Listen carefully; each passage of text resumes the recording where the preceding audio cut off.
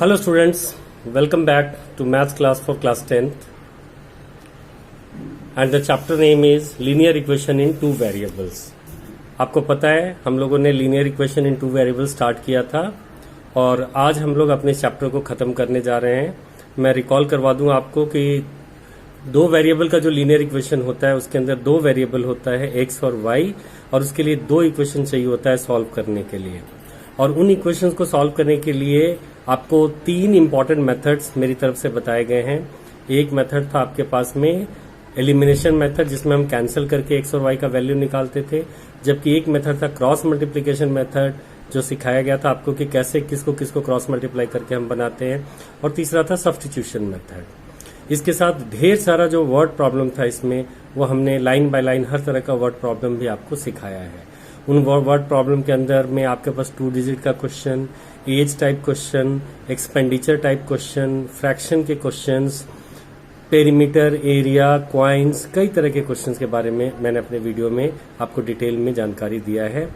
और last class में जो मैथ्स में हम लोगों ने किया था एक खास तरह का क्वेश्चन जिसमें x और y नीचे डिनोमिनेटर में होता है, जिसको u और v लेट करके हम लोग आगे बनाते हैं और फिर वहां से x और y निकालते थे। मैंने आपको प्रॉमिस किया था कि आज इसी तरह के क्वेश्चंस जो लास्ट एक्सरसाइज में हुए थे उसके वर्ड प्रॉब्लम्स को मैं डील करूंगा और उसके साथ ही ये चैप्टर खत्म हो जाएगा। इस चैप्टर में थोड़ा सा पार्ट रह जाएगा आपका, वो कोशिश करूंगा कि आज मैं उसको भी कवर कर लूं जिसमें यूनिक सॉल्यूशन, नो सॉल्यूशन जैसी चीजें होंगी। तो आइए हम लोग स्टार्ट करते हैं अपना कि अगर x और y नीचे में हो और वर्ड प्रॉब्लम में इस तरह के क्वेश्चन हो तो क्या करना है। पहला क्वेश्चन जो हमारे पास है वो है अपस्ट्रीम और डाउनस्ट्रीम का क्वेश्चन। तो आइए देखें कि हमारे पास इसके लिए क्या अवेलेबल है।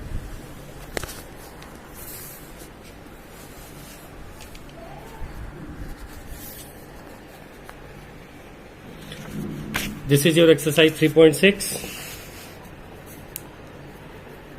And the word problem category. ये सारे क्वेश्चंस मैंने आपको पिछली क्लास में बनाना बताया था जिनमें नीचे में x और y होता है, तो हम उसमें क्या करते हैं। तो होपफुली आप लोगों ने इनको जरूर बनाया होगा। अब यहाँ देखिए मेरे पास एक क्वेश्चन है अपस्ट्रीम डाउनस्ट्रीम का। Ritu can row downstream 20 kilometre in 2 hours and upstream 4 kilometre in 2 hours. Find the speed of rowing in still water and the speed of the current. तो आइए हम लोग देखें कि क्या इसमें करना है। एक तो डाउनस्ट्रीम है और एक अपस्ट्रीम का क्वेश्चन है। क्वेश्चन नंबर फर्स्ट आपको कह रहा है कि downstream Ritu can row downstream में 20 किलोमीटर इन 2 आवर्स और अपस्ट्रीम में 4 किलोमीटर इन 2 आवर्स। तो इन क्वेश्चंस को बनाना है, हम लोग कैसे बना सकते हैं आइए देखें। यहाँ पे क्वेश्चन है कि रितु डाउनस्ट्रीम में 20 किलोमीटर 2 घंटे में जा सकती है और अपस्ट्रीम 4 किलोमीटर 2 घंटे में जा सकती है। तो आप लोग पिछली क्लासेस से ही अपस्ट्रीम डाउनस्ट्रीम के बारे में पढ़ते आ रहे हैं। अपस्ट्रीम का मतलब होता है अगेंस्ट द स्ट्रीम, यानी कि हम नदी की धार को काटते हुए आगे बढ़ रहे हैं जिसमें हमारा स्पीड घट जाता है। और डाउनस्ट्रीम यानी कि हम along with the speed of stream चलते हैं। तो यहाँ दो चीज होता है, एक स्पीड ऑफ करंट या स्ट्रीम और एक होता है स्पीड ऑफ रोइंग या स्पीड ऑफ बोट या स्पीड ऑफ मैन होता है। तो यहाँ पे हमारे क्वेश्चन के अंदर दो पार्ट है, एक है आपके पास स्पीड ऑफ रोइंग और एक है स्पीड ऑफ करंट। तो हम इन दोनों को x और y लेट कर लेंगे, स्पीड ऑफ रोइंग को x और स्पीड ऑफ करंट को y। तो let speed of current speed of rowing is equal to x और let speed of current is equal to y। ये दो काम सबसे पहले करना है लेट करने का, और लेट करने के जस्ट बाद आपको क्या कर लेना है कि अपस्ट्रीम का स्पीड और डाउनस्ट्रीम का स्पीड निकाल लेना है। तो देखिए अपस्ट्रीम में स्पीड कम हो जाता है तो अपस्ट्रीम का स्पीड बनेगा रोइंग में से करंट माइनस कर देना है x माइनस y, और डाउनस्ट्रीम का स्पीड डाउनस्ट्रीम के स्पीड में हो जाएगा इनका प्लस, यानी कि x प्लस y। तो ये दोनों स्पीड हो गया। तो स्पीड हमें मिल चुका है। अब हमें क्वेश्चन बनाना है। क्वेश्चन क्या कह रहा है कि डाउनस्ट्रीम में 20 किलोमीटर 2 घंटे में। तो चलिए अपस्ट्रीम स्पीड का फॉर्मूला क्या हो जाएगा, अपस्ट्रीम स्पीड जो होगा, तो स्पीड का किसी भी स्पीड के लिए फॉर्मूला होता है डिस्टेंस अपॉन टाइम, यानी कि डिस्टेंस अपॉन टाइम। ये किसी भी स्पीड के लिए होता है। तो अगर हम अपस्ट्रीम स्पीड का बात कर रहे हैं तो अपस्ट्रीम में स्पीड है हमारा x माइनस वाई, उसमें डिस्टेंस है 4 और टाइम लग रहा है 2 घंटा। आप देख रहे हैं अपस्ट्रीम के अंदर डिस्टेंस है 4, टाइम 2 घंटे। तो 4 डिस्टेंस टाइम 2, ये कट के हो गया 2। तो आपको पहला इक्वेशन मिल जा रहा है x minus Y is equal to 2। देखिए आपका फर्स्ट इक्वेशन बनकर तैयार हो गया। अब हम यही काम डाउनस्ट्रीम स्पीड के लिए करते हैं। डाउनस्ट्रीम का में 20 किलोमीटर है 2 घंटे में, तो डाउनस्ट्रीम का स्पीड है, ये अकॉर्डिंग टू द क्वेश्चन आया है हमारे पास में, डाउनस्ट्रीम का स्पीड है x प्लस वाई, और ये इक्वल टू क्या होगा, डाउनस्ट्रीम में डिस्टेंस है 20 और टाइम है 2, तो 20/2 जो कैंसिल होकर 10 मिला, तो दूसरा इक्वेशन है x plus Y is equal to 10। अब स्टूडेंट्स ये क्वेश्चन सॉल्व करना बहुत ही आसान है। आप इसमें कोई भी मेथड अप्लाई कर लें, चाहे एलिमिनेशन, चाहे सब्स्टिट्यूशन और क्रॉस मल्टीप्लिकेशन, और वहां से x और y का वैल्यू निकाल लें। मुझे जरूर बताइएगा आपका आंसर मिल रहा है या नहीं आया है। अब मैं इसी का दूसरा कैटेगरी लेकर चलता हूं। 2 women and 5 men can together finish an embroidery work in 4 days। देखिए 2 वुमेन और 5 मेन मिलके किसी एम्ब्रॉयडरी के काम को 4 दिन में फिनिश करते हैं। ये फिर वर्क टाइप क्वेश्चन हो गया। और 3 वुमेन प्लस 6 मेन जो है उसी काम को करेंगे कितने दिनों में, 3 days में। 3 days में कंप्लीट करते हैं। तो बताइए आपको, find the time taken by 1 women alone to finish the work and taken by 1 man alone. यानी कि 1 मैन और 1 वुमेन उस काम को कितने दिनों में करेगा, ये निकालना है। तो ये है आपके पास में डाटा। 2 वुमेन और 5 मेन मिलकर किसी काम को 4 days में कंप्लीट करते हैं, और 3 वुमेन और 6 मेन मिलकर उस काम को 3 days में कंप्लीट करते हैं। तो बताइए 1 मैन कितने दिनों में और 1 वुमेन कितने दिनों में फिनिश करेगा। तो आप क्या कीजिए, आप लेट कर लीजिए कि 1 मैन उस काम को x days में फिनिश करेगा और 1 वुमेन y days में। हम इसको लिख लेते हैं, let a man and a women can finish the work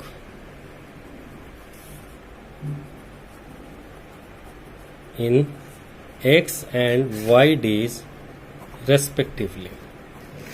ये लोग इस काम को x या y days में कंप्लीट करते हैं। Let a man and a woman can finish the work in x and y days respectively। तो work done by 1 man in 1 day, एक आदमी 1 दिन में फिर कितना काम करेगा। जैसे वो x days में पूरा काम कर रहा था, तो 1 दिन में वो 1/x काम करेगा। इसको कहते हैं कैपेसिटी टाइप क्वेश्चन, कि 1 दिन में वो 1/x काम करेगा। जैसे x days में 1 का काम करता है कोई आदमी, x days में 1 पूरा काम, तो 1 डे में कितना, तो 1 डे में 1/x। ये यूनिटरी मेथड से आता है। तो एक आदमी 1 दिन में 1/x काम, and work done by 1 woman in 1 day, ये हो जाएगा 1/y। यानी कि एक 1/x काम करेगा और एक 1/y का काम करेगा। तो आइए अब हम लोग देखते हैं कि क्या कह रहा है क्वेश्चन। अगर हम 1 दिन के हिसाब से चले तो 1 दिन में 2 औरतें 2/y काम और 5 आदमी 5/x। तो एक दिन अगर 2 वुमेन एंगेज्ड है तो 2/y वर्क होगा, और आप देख पा रहे हैं 5 मेन, 5 आदमी 5/x वर्क करेगा। तब 1 दिन में 1/4 काम होगा, क्योंकि इतने लोग मिलकर उसको 4 दिन में कंप्लीट कर रहे थे, तो 1 दिन में 1/4 ही काम हो पाएगा। ये हो गया आपका पहला इक्वेशन। इसी तरह से हम दूसरा इक्वेशन बना लेंगे। दूसरा इक्वेशन कहता है 3 वुमेन एंड 6 मैन। तो 3 वुमेन के लिए तो 3/y और 6 मैन के लिए 6/x, और 3 दिन में काम कंप्लीट हो रहा है। तो क्वेश्चन फिर से देख लेते हैं। 3 वुमेन 6 मैन, तो 3 वुमेन के लिए 3/y और 6 मैन के लिए 6/x। ये एक एक दिन का काम है इन लोगों का, तो 3 दिन में काम कंप्लीट होता है, तो 1 दिन में 1/3 पार्ट होगा। ये आ गया आपका दूसरा इक्वेशन। और इस तरह का इक्वेशन मैंने अपने पिछले वीडियो में आपको बताया कैसे बनाना है, ये सब आप देख लीजिए 3.6 में जो मैंने बताया था। तो आपको उसी मेथड से इसमें 1/y को u, 1/x को v लेट करके आपको सॉल्व करना है, और सॉल्व करके आपको x और y का आंसर लेकर आना है। तो मैं नहीं बताऊंगा, ये आपको खुद ही निकालना है और मुझे बताना है कि आपका आंसर मिल रहा है या नहीं मिल रहा है। इसी तरह से देखिए, इसका थर्ड पार्ट है एक आपके पास में डिस्टेंस टाइप का question. Ruhi travels 300 kilometre to her home partly by train and partly by bus. Ruhi 300 kilometre चलती है, कुछ डिस्टेंस ट्रेन से और कुछ डिस्टेंस बस से। और she takes 4 hours if she travels 60 kilometre by train. अगर वो 60 किलोमीटर ट्रेन से चले और रिमेनिंग, तो 300 में से 60 अगर हटा दे तो 240, यानी कि 240 किलोमीटर अगर वो बस से चले तो उसको टाइम लग जाता है 4 आवर। फिर क्वेश्चन में अगले पार्ट में कहता है if she travels 100 kilometre by train and remaining by bus, यानी कि 100 किलोमीटर ट्रेन से, 200 किलोमीटर बस से। तो 100 kilometre by train plus 200 kilometre bye बस अगर चलता है तो उसे लगते 10 मिनट्स लॉन्गर, यानी कि 4 घंटे से 10 मिनट ज्यादा। तो 4 आवर तो लगा ही, प्लस 10 मिनट ज्यादा, यानी कि 10/60। 0 से 0 कैंसिल, 6 4 जा 24 प्लस 1, यानी कि 25/6। तो ट्रेन और बस अगर इतने पे चलते हैं तो उसे 25/6 आवर्स लगते हैं। तो अब क्या है, आपके पास डिस्टेंस है ही, डिस्टेंस के हिसाब से आप टाइम निकाल लीजिए, लेकिन उसके लिए आपको ट्रेन और बस का टाइम लेट करना पड़ेगा, स्पीड लेट करना पड़ेगा। तो let speed of train be x and speed of bus be y।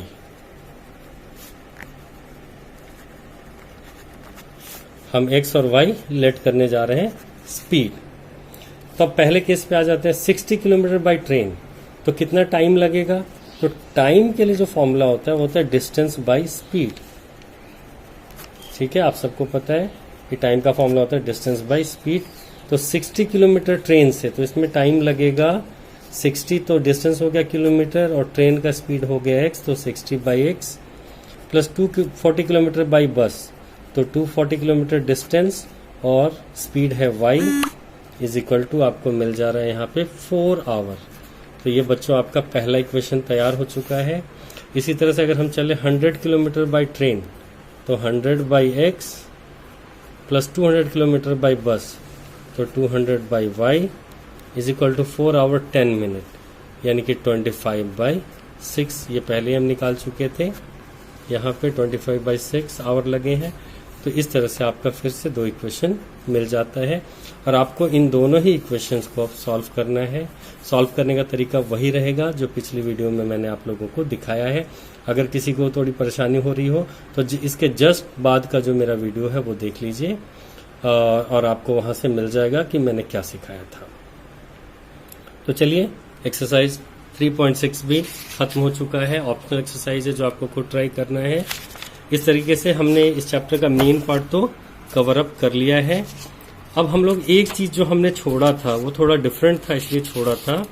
आइए हम लोग उस पार्ट को करते हैं जो एक्सरसाइज 3.2 में मिलेगा आपको। ये तो हमारा मेथड हमने सीखा, उस पर बेस्ट क्वेश्चन बनाते चले गए। एक्सरसाइज 3.2 में ये तो लीनियर इक्वेशन वर्ड प्रॉब्लम मैंने बताया है। अब कंपैरिजन करके आपको लाइंस 3 तरह के होते हैं, उनके बारे में जानना है। लाइंस देखिए, अगर 2 लाइंस हैं तो ऐसा हो सकता है कि वो दोनों लाइन कट रहे हों। अगर 2 लाइन एक पॉइंट पे कटे तो हम इसको कहते हैं यूनिक सॉल्यूशन।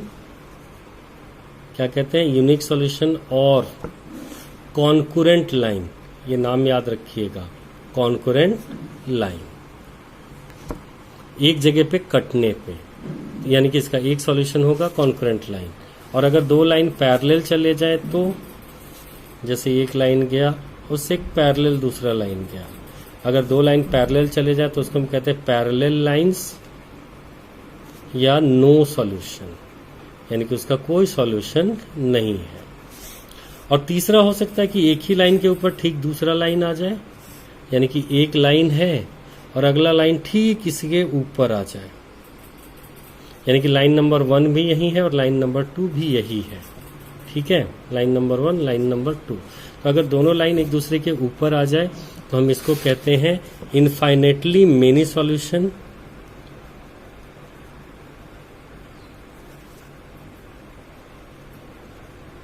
और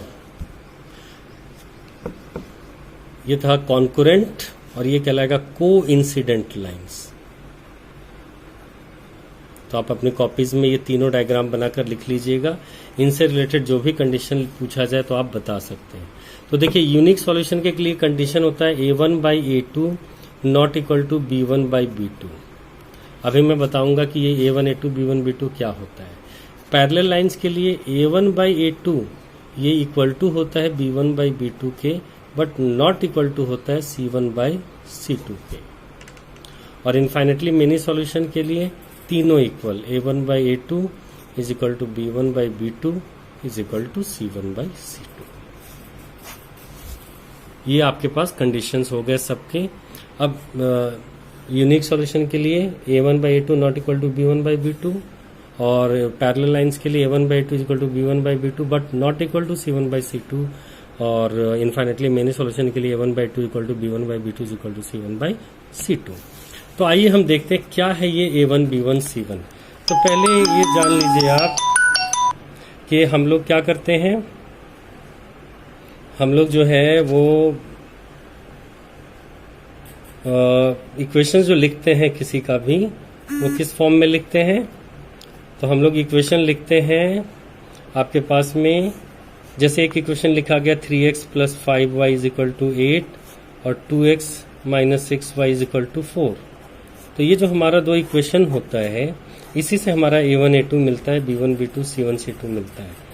तो याद रखिए यहाँ पे क्या चलता है, ये इक्वेशन का फॉर्मेट है a1x plus b1y is equal to c1 और a2x plus b2y is equal to c2। a1x plus b1y is equal to c1, a2x plus b2y is equal to c2। तो देखिए इस इक्वेशन वाइज हम देख रहे हैं a1 क्या है 3, a2 क्या है 2, b1 क्या है 5, b2 क्या है -6, c1 है 8 और c2 है 4। तो इस तरीके से हम लोग क्या करते हैं कि a1 a2 b1 b2 और c1 c2 ये हम फाइंड आउट कर लेते हैं। तो यहाँ यहीं अगर देख लें कि अगर हम a1/a2 निकालें तो ये कितना मिल रहा है 3/2, b1/b2 निकालें तो ये मिल रहा है 5/-6 और c1/c2 अगर निकालें तो ये हो जा रहा है 8/4, है ना। तो 3/2 5/-6 से इक्वल नहीं होता, यानी कि ये पहले पार्ट पे ही इक्वल नहीं हुआ, ये इक्वल नहीं हुआ। और जब ये इक्वल नहीं होंगे तो ये कहलाएगा यूनिक सॉल्यूशन। तो यूनिक सॉल्यूशन के लिए कंडीशंस रहेंगे आपके पास में। Which of the following pair of linear equation are consistent और इनकंसिस्टेंट। याद रखिए हम यूनिक सॉल्यूशन को कंसिस्टेंट कहते हैं, ये भी याद रख लीजिए, और पैरेलल लाइंस को हम इनकंसिस्टेंट कहते हैं। तो इस तरीके से हमारे पास कंसिस्टेंट या इनकंसिस्टेंट है। कंसिस्टेंट के केस में हम ऐसे अलग अलग a1/a2 b1/b2 c1/c2 निकाल लेंगे। अगर a1/a2 b1/b2 के बराबर नहीं मिला तब तो कंसिस्टेंट, और अगर मिल गया तो फिर हम तीसरा भी चेक करेंगे कि वो बराबर मिला है या नहीं मिला है। अगर तीसरा बराबर नहीं मिला तो हम कह देंगे कि वो इनकंसिस्टेंट है। तो इन सब में आपको इन क्वेश्चंस में कंसिस्टेंसी और इनकंसिस्टेंसी चेकआउट करना है। जैसे यहीं पे है 3x plus 2y is equal to 5, 2x minus 3y is equal to 7। तो a1 हुआ 3, b1 हुआ 2, c1 हुआ 5, a2 हुआ 2, b2 हुआ -3 और c2 हुआ 7। अगर हम a1/a2 करें तो 3/2, लेकिन अगर b1/b2 करें तो 2/-3। तो ये तो यहीं पे इक्वल नहीं हुआ, तो इसलिए ये कंसिस्टेंट है। लेकिन 2/4, तो 2/4 तो 1/2 होता है, और -3/-6 ये भी 1/2 होता है। तो यहाँ तो दोनों इक्वल आ गया, और इक्वल आ गया तो हम तीसरा भी चेक करेंगे। तीसरा है 8/9, तो ये 1/2 बन रहा है, लेकिन ये तो 1/2 नहीं बन रहा, यानी कि तीसरा इक्वल नहीं हुआ। अगर तीसरा इक्वल नहीं हो तो फिर वो हो जाता है इनकंसिस्टेंट। तो आप अपना कंसिस्टेंट और इनकंसिस्टेंट के कंडीशंस को अप्लाई करके चाहे तो आप इन क्वेश्चंस को बनाते चले जाएं। तो यही था बच्चों, इसमें अब ग्राफ का पोर्शन रह गया है, जो मैं कोशिश करूंगा अगर क्लास खुले तो ग्राफ के साथ आपको ग्राफ में चीज़ों को कैसे प्लॉट करना है वो भी सिखाएंगे। तो थोड़ा सा वेट कीजिए और उसके बाद हमारा सिर्फ ग्राफ का पोर्शन इसमें रह जाएगा। हमने एक बड़ा सा चैप्टर कवर अप कर लिया है और जल्दी हम लोग आगे के चैप्टर्स की तरफ बढ़ पड़ेंगे। तो मेरे नेक्स्ट वीडियो में मैं कोशिश करूंगा कि कोई नया चैप्टर उठाऊं जो आपको मैं कंप्लीट करा सकूं। तो तब तक आप सब लोग जहां हैं सुरक्षित रहें, पढ़ते रहें और हमारा प्रयास होगा कि हम टाइम टू टाइम आपको चीज़ों को बताते रहेंगे और नॉलेज जानकारी देते रहेंगे। तो होपफुली आप सब लोग बढ़िया से पढ़ रहे होंगे, हमें उम्मीद है। फिर आगे की जितनी भी बातें होंगी वो सब क्लास के अंदर में आपको एक एक करके बताई जाएंगी। अगर किसी को कोई डाउट है तो मुझे कमेंट के सेक्शन में वो अपना डाउट भेज सकता है। मैं कोशिश करूंगा कि जो नेक्स्ट मेरा वीडियो बने उसमें मैं उसके डाउट को भी क्लियर कर पाऊँ, जिससे सारे स्टूडेंट्स लोगों को फायदा हो। तब तक आप सब लोग लगे रहिए, बनाते रहिए, पढ़ते रहिए। Take care, bye.